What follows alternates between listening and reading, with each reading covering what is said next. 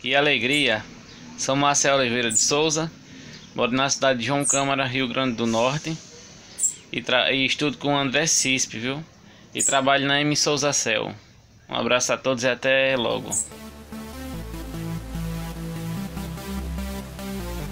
Que alegria! Seja bem-vindo a mais uma videoaula grátis do nosso curso Manutenção em Notebooks. Na aula anterior eu ensinei a remover o teclado do notebook positivo. Desmontamos por completo aquele notebook positivo. Na próxima semana eu creio que nós vamos entrar na parte do notebook Asus e também no Samsung. Vamos realizar todo o processo aí com cada um para a gente ver as diferenças, ok? Não tem como eu mostrar todos os fabricantes e modelos de notebook, fica inviável, então esse curso ele serve como uma base de conhecimento para você saber como que você deve seguir ali para fazer tal processo. Lógico que no YouTube e no Google tem inúmeras aulas com notebooks de tipos diferentes, onde vai te ajudar também. Mas vamos lá. Nesta aula eu vou mostrar aqui todas as peças que foi removida do notebook positivo e vou falar um pouquinho sobre defeito e substituição. Então, como na aula anterior nós removemos aí o teclado, vamos falar dele. Ah, só um detalhe, pessoal. Ontem deu um bug no YouTube, não consegui ver os comentários. Hoje voltou ao normal, consegui abrir e responder a galera. Então, você que está compartilhando aí esse vídeo no Facebook ou no YouTube para os seus amigos desse curso grátis, eu quero agradecer muito de coração. Muito obrigado. E quem está dando like, está dando aquela força aí, quero agradecer. Muito obrigado a todos. Estou muito feliz. Estou tendo um excelente resultado com esse curso gratuito, então vamos dar continuidade aí. Hoje é sexta-feira, segunda-feira teremos aulas novas, mas vamos lá para a aula de hoje. Então, o teclado, quando ele dá problema, o teclado parou totalmente de funcionar, ou funciona só algumas teclas, ou tem muitos clientes que quebram, né? O teclado, detonam, deixam cair líquido, enfim. Primeiro passo, você remove o teclado, faz uma análise visual. A parte do flat aqui que vai na placa-mãe, você pode fazer uma limpeza, pode até colocar limpa contato ou limpar com álcool isopropílico mesmo, colocar novamente no notebook, ligar e fazer os testes.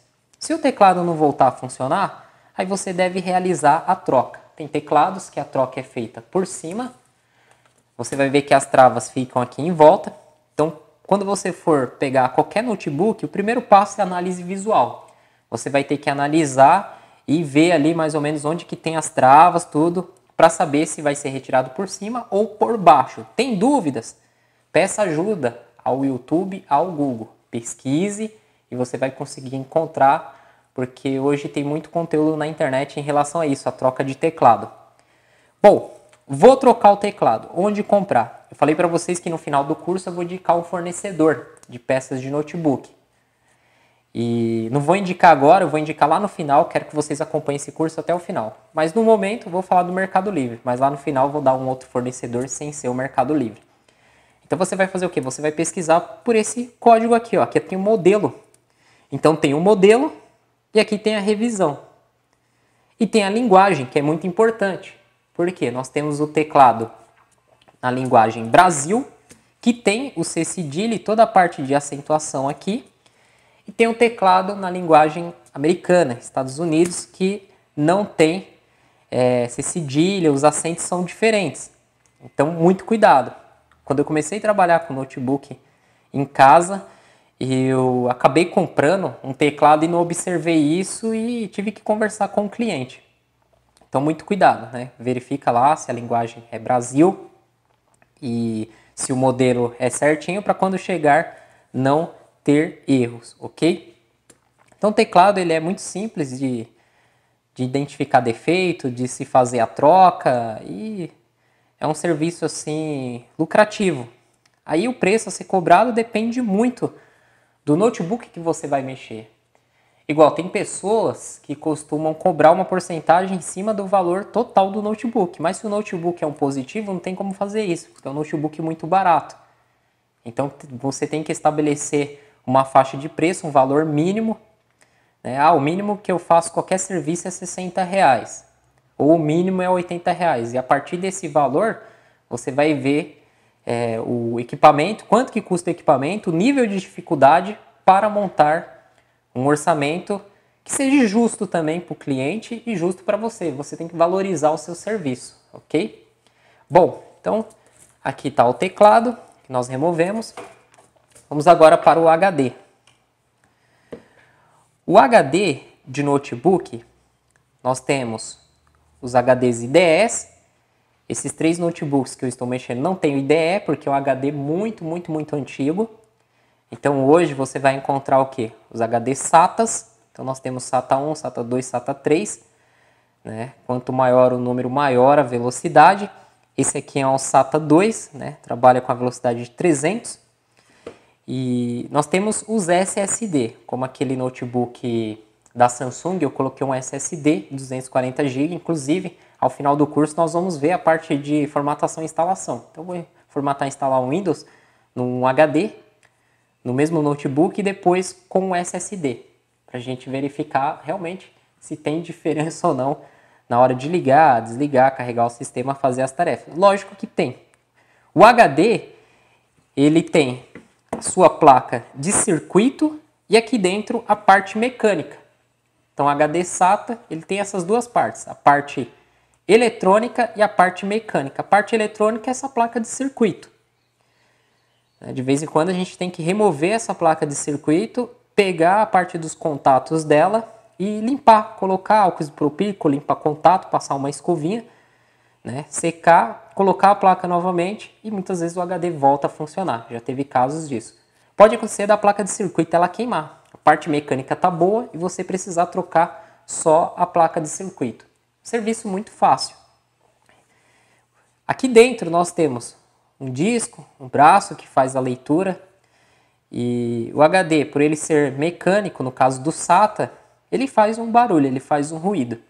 Já do SSD, ele não tem parte mecânica, ele só tem parte eletrônica. Então ele tem uma placa com várias memórias, onde ele armazena as informações. Então o processo de leitura, gravação, é muito mais rápido do que um HD.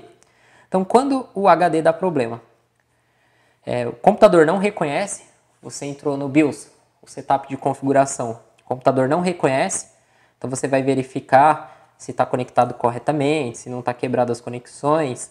É sempre bom perguntar. Eu, quando vou pegar o notebook, eu pergunto para a pessoa se alguém já mexeu ou se ela mexeu.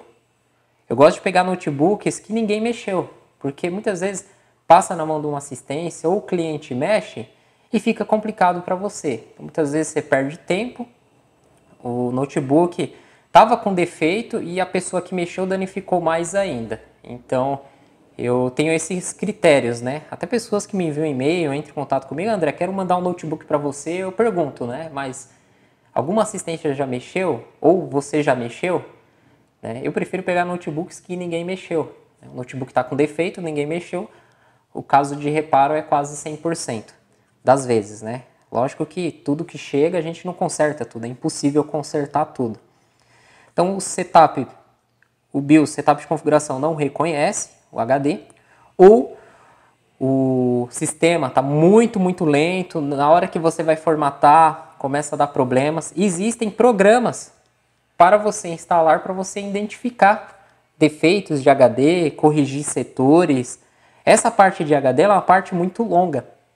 Aqui eu vou mostrar peça por peça e vou falar bem basicamente, né? Mas se você for estudar um pouco sobre recuperação de dados de HD, manutenções em HDs, programas que fazem manutenção no HD, existem aí diversos, ok?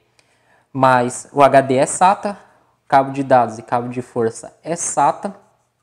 Abriu o notebook, colocou, fechou, ele já tem que reconhecer, já está pronto para você fazer a formatação. Você entra ali no BIOS, setup de configuração, para ver se reconheceu tudo certinho, dá o boot, faz a formatação. Se durante a formatação não deu nenhum problema e não demorou muito tempo, o HD tá bom. E aí existem programas para você realmente testar para ver se o HD ele está funcionando aí perfeitamente. Lógico que o HD tem um tempo de vida útil, quanto mais você formata, mais você usa, ele vai gravando, apagando dados, só que o HD dura anos, anos e anos.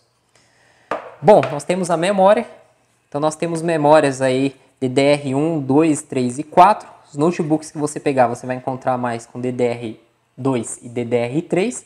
Através da quantidade de pinos aqui, você já consegue identificar o modelo de memória. E a DDR1, existem vários modelos dentro dela, cada um com a sua velocidade, DDR2, DDR3 e DDR4 também. O notebook, quando ele liga e não exibe sinal de vídeo, um dos primeiros passos é o quê? A gente remover a memória, fazer uma limpeza ou testar com uma outra memória que nós temos em nossa bancada. Lembrando que HD, você deve ter um HD bom na sua bancada. Caso você tenha dúvida que um notebook está com HD ruim, você vai lá, testa o seu. A memória é a mesma coisa. É bom você ter uma memória DDR2, uma DDR3, no mínimo, para você fazer esses testes, né? Já peguei muitos notebooks, o meu notebook liga e não inicializa o vídeo. Eu ia lá, removia as memórias, fazia a limpeza, fazia essa manutenção, que depois eu mostro para vocês, nas próximas aulas, no decorrer do curso, e voltava a funcionar. Tá? Então essa memória que tem módulos dos dois lados e existem vários fabricantes de memória. Então a parte de manutenção da memória é muito fácil. Tá? E a memória ela tem aí os seus componentes SMD. Então nós temos capacitores, resistores. Já peguei memórias com capacitor com fuga de corrente. Troquei o capacitor, memória voltou a funcionar. Então dá para fazer reparo em memória também. Tá? Pode acontecer de dar solda fria aqui nos módulos de memória. Aí você joga o ar quente com a estação, faz uma ressolda, a memória volta. Então existem diversos casos. Processador. Vocês sabem que nós temos aí processadores, né, em notebooks que você vai encontrar processadores da AMD, processadores da Intel. E existem vários modelos de AMD e Intel. No caso, esse é um processador off-board, né, você consegue remover e colocar na placa. Hoje, alguns notebooks são tudo embutido, são tudo em BGAs. Mas o notebook, você tem que baixar o manual dele, baixar o esquema. Você entra no site, o site já disponibiliza algumas coisas que você consegue saber quais modelos de processador o notebook ele aceita. E aí você consegue fazer o upgrade, fazer uma melhora, igual esses positivos, né? Muitos vêm com Celeron, e o Celeron é um processador muito lento da Intel. E aí você pode trocar por um Core 2 Duo, um Dual Core. No caso do i3, i5 e i7 vai depender muito do socket, então tem que tomar muito cuidado, não sai comprando processador, você tem que pesquisar fabricante e modelo do seu notebook e verificar quais processadores é compatível. E se o processador é assim, né? É através do socket.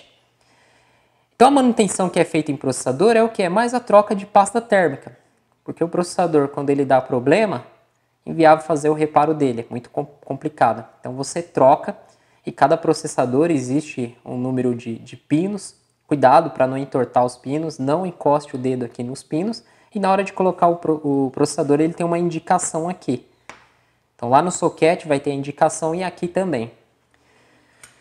Bom, nós temos a placa de wireless, Wi-Fi. Essa placa ela pode dar problema. E aí para você trocar, você tem que pegar uma no mesmo modelo.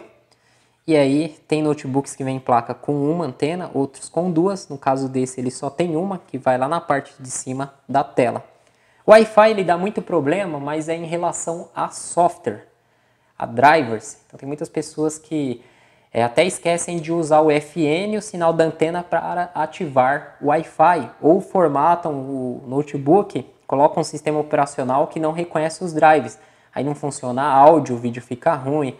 O Wi-Fi não funciona, então já peguei muitos problemas relacionados a isso. O meu notebook não está funcionando o Wi-Fi. Então eu verifico se o problema é software, maravilha. Se não for software, a gente parte para a parte da placa, né? Remove, faz a limpeza, coloca as conexões, vê se a antena está conectada perfeitamente e realiza os testes, certo? Bateria. Vocês sabem que chega uma hora que a bateria ela não dura o mesmo tempo quando ela veio de fábrica, né? O notebook veio ali novo. E aí a bateria você encontra fácil para comprar e é muito fácil de se fazer a troca. A bateria ela tem um código aqui também. Se você não tem um código da peça, você coloca o fabricante e modelo do seu notebook que você vai encontrar a bateria que é disponível para o mesmo. No caso dessa bateria, ela é interna, tem 4 cédulas aqui, ó, tem baterias que tem 2, 3, né, 4, quanto mais maior o tempo de duração dela. Então quando você for comprar, você até consegue verificar lá o porte da bateria. Gravador de DVD, muitas pessoas não usam isso aqui, o leitor gravador de DVD, né, mas ele pode dar problema também e é muito barato um gravador de DVD para notebook, não é caro. E é muito simples e fácil de se fazer a troca. Tem notebooks que você não precisa nem abrir. Pela parte de cima você remove o parafuso e tira ele, coloca um novo e pronto. É um gravador e existem gravadores de DVDs externos, então é bom você ter um gravador de DVD externo USB, porque tem notebooks que não tem esse leitor. E aí se você precisa utilizar uma mídia para fazer alguma coisa, você tem lá o externo. No caso desse notebook, nós temos uma placa de áudio USB. Então essa placa dá para trocar, mas é muito difícil, dá problema. É mais solda fria, né? A pessoa com mau uso, ela quebra, solda fria, e você pode fazer a ressolda. Nós temos aqui o dissipador de calor com cooler. Então nós fazemos manutenção, aqui é onde vai o processador, nós colocamos a pasta térmica de prata, que são os elastômeros, que você pode comprar no Mercado Livre e fazer a troca. E o cooler, nós fazemos a limpeza, removemos esse parafuso, fazemos a lubrificação com o óleo Singer mesmo. Eu uso ele para lubrificar coolers de fonte e também de notebook, e o cooler ele fica rápido. Já peguei notebooks, onde o notebook ele ligava, depois de um tempo ele desligava, e o problema era a sujeira e o cooler de não estar refrigerando o sistema. Então nós temos aqui o cooler com dissipador. O cooler você consegue remover ele daqui, abrir ele, puxar isso aqui e colocar uma gotinha de óleo, né, Singer, e colocar novamente aqui a ventoinha e fazer a limpeza, né, com um pincel ou um ar comprimido. Então é muito fácil também de fazer esse serviço, né, essa manutenção preventiva ou corretiva, ok? E vamos para a placa-mãe. A placa-mãe, ela é uma das maiores peças do notebook e a mais complexa. E a parte de reparo em placa é aí que pega. Então, não só você que está assistindo esse vídeo, mas creio que 100% dos iniciantes têm uma grande dificuldade em identificar defeitos na placa-mãe do notebook. A placa-mãe, ela que gerencia toda a troca de informações entre processador, memória e a BGA. No caso, essa aqui ela tem um chipset que é o PCH. Ela não tem ponte norte nem ponte sul. Tem componentes dos dois lados. Então isso aqui você tira, né? Isso aqui tem uma cola para você fazer a análise desse lado. E a análise da placa, para você não ficar perdido, lógico que tem algumas coisas, ó, aqui tem o Super I/O, tem algumas coisas que nós não precisamos olhar no esquema elétrico. Então tem aqueles macetes, aqueles defeitos de série, que você já sabe onde ir testar e fazer o reparo. Porém, algumas análises você tem que ter o esquema elétrico. Bom, aí você me pergunta, professor André, o que eu preciso saber para conseguir consertar uma placa-mãe? Então eu respondo para vocês, não é só conserto de placa-mãe, mas conserto de qualquer placa eletrônica, você precisa ter um curso de eletrônica. A eletrônica ela é a base de tudo. Quando você estuda eletrônica, você vai estudar eletrônica geral. Então você vai estudar desde o resistor até um chaveamento de um transistor MOSFET, um PWM. Então, nós temos o curso de eletrônica, vocês já sabem, para quem acompanha o canal, junto com o professor Ademilson e Daniel, que é o estudandoeletronica.com.br. Um excelente curso, 100% dos nossos alunos que fazem 100% aprovam, ficam muito satisfeitos e eles saem com uma outra cabeça em relação a conserto e reparação de placas. O curso ele é eletrônica geral, a gente explica componente por componente, desenhando partes do esquema elétrico no quadro e depois a gente vai para a bancada e realiza todos estes testes. Então, sem eletrônica, fica muito difícil você chegar em algum local. Então, maravilha, você fez o curso de eletrônica, aí sim você pode fazer o nosso curso de reparo em placas de notebook. Para quem tem interesse em se aprofundar mais, em se profissionalizar, eu vou deixar o link na descrição do vídeo, porque esse curso, desde o início eu falei para vocês, é um curso básico, onde eu vou ensinar a desmontar, montar, vou explicar as peças, trocar tela, teclado. Então, os serviços básicos, troca de componentes, identificação de defeitos, você vai conseguir fazer isso. Agora, reparo em placa, esse curso ele não vai lhe capacitar. Estou sendo sincero com vocês. Eu não vou ensinar a parte de reparo em placa, por quê? É algo muito complexo, então você tem que fazer o curso de eletrônica, que é um curso que você vai ficar 2 meses estudando, é um curso com mais de 150 aulas, alguma coisa assim, né? Então são muitas aulas mesmo, é um curso grande, um curso bem completo, vai desde o básico para quem não sabe nada de eletrônica até o nível mais avançado.